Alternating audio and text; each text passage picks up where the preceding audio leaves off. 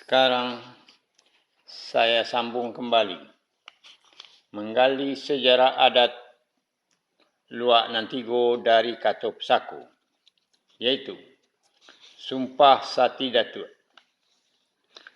Raja Sri Maharaja Diraja memimpin mengucapkan bersumpah sati yang diikuti oleh Sri Raja Datuk Suri Diraja. Isi Sumpah Sati Datuk: 1. Bakato Bana. 2. Babuek Bayi. 3. Mahukum Adil. Kemudian Raja Sri Maharaja Diraja menjelaskan arti dari Sumpah Sati Datuk itu.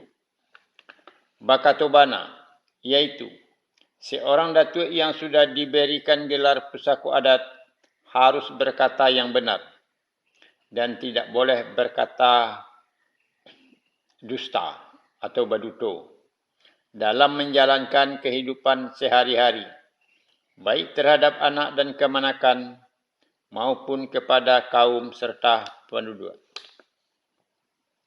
Babuek Bayi, iaitu seorang datuk yang sudah diberikan gelar pusaka adat harus berbuat yang baik dan tidak boleh berbuat yang tercela dalam kehidupan sehari-hari, baik terhadap anak dan kemanakan maupun kepada kaum serta penduduk serta daerahnya. Mahukum Adil, iaitu seorang datuk yang sudah diberikan gelar pusaka adat harus berbuat adil dalam memutuskan suatu perkara dan tidak boleh menghukum berat sebelah, seperti membelah betung. Yang sebelah dipijakkan ke bawah dan yang sebelah diangkat ke atas, baik terhadap anak dan kemanakan maupun kepada kaum dan penduduk.